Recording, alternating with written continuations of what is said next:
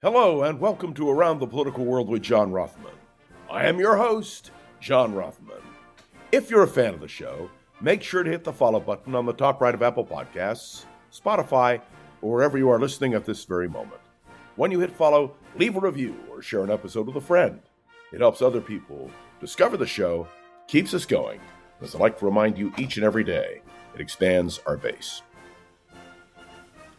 The Trump revolution is on. And we are seeing the framework and the personalities and the issues which Donald Trump intends to pursue. Let me explain that the American presidency is a very personal operation, that a president chooses cabinet officers, makes decisions that are critical to the future of our nation. I want to speak particularly this morning about several nominees. First, Robert F. Kennedy Jr., who will be put in charge of Health and Human Services, HHS. Now, we know that Bobby Kennedy Jr. has a checkered past when it comes to vaccines. We know he is a believer in conspiracy theories.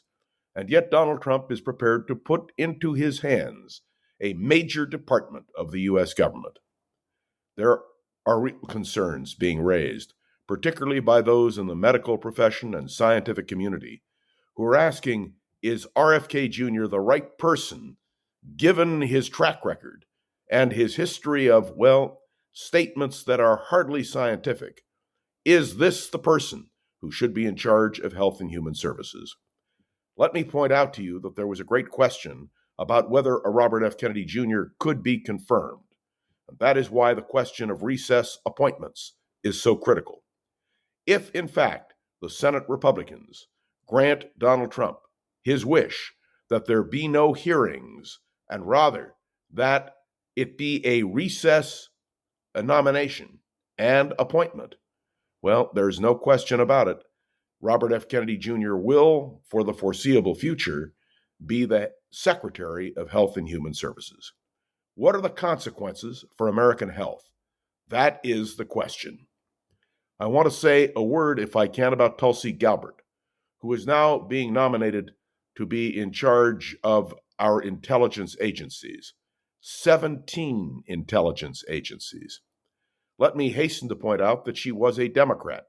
She was an official in the Democratic Party. She was a member of Congress from Hawaii.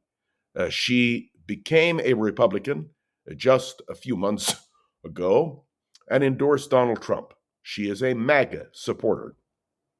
She has no experience in intelligence. And in fact, there have been some who have said that what she has done is to parrot Russian intelligence. Curiously enough, when you watch Moscow television, what you know is they are thrilled. Russia is thrilled that Tulsi Gabbard will be in charge of U.S. intelligence. Shouldn't that raise concerns?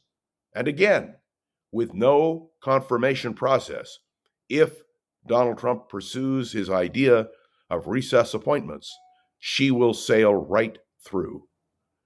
There is also the question of Matt Gaetz. Matt Gaetz resigned from Congress. That means that the investigation of Matt Gaetz is officially over. But it turns out the investigation continued almost to the end. And the question now will be whether or not the Republicans, who control the House of Representatives, will permit the Matt Gaetz investigation to be revealed to the American public. I hasten to point out that Matt Gaetz has not been convicted of anything, but he has been accused. And the question now is, how will we proceed with that? And then there is the question of our Secretary of Defense designate, Pete Hegseth, who has been accused right here in California of sexual harassment. There was a report filed. There was an investigation done in Monterey. He has not been convicted of anything. But, and I raise this question, what will be the implications of an investigation? And could he be confirmed? Remember, he is a man who has said that women should not be in combat. Already there is pushback from people like Tammy Duckworth, who serves in the United States Senate and was a combat veteran, injured. There is no question that what Donald Trump has wrought is great controversy with his nominations. It is also clear that Donald Trump believes that he has a mandate to do what he chooses to do. And it is also clear, at least based on where we are at this moment, that the Republicans in the United States Senate and the Republicans in the House of Representatives are prepared to give Donald Trump free rein. This means, my friends, a dramatic change in the way America operates. I also want to indicate to you another very distressing bit of news, and that is that FBI background checks, in some cases, are being suspended. Instead, the decision has been made to have private companies do the investigation. This is Donald Trump's direction. This is what he wants. And may I say that gutting the FBI is part of what Donald Trump's agenda includes. Whether or not the current director of the FBI will remain is a good question. It is very possible that he will be fired. All of these issues, all of these questions dominate the news. Look, I've studied the American presidency for many, many years. We have never seen a more dramatic revolution in the context of a president-elect of the United States and his determination to move forward with his agenda.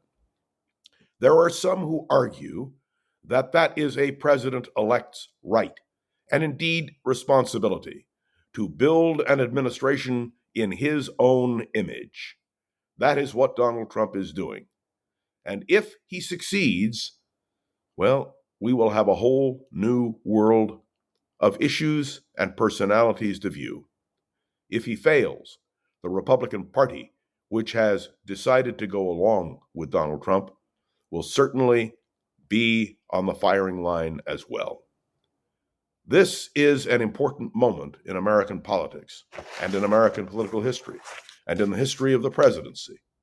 I point this out, not that you don't know it, but to try to put it all in perspective.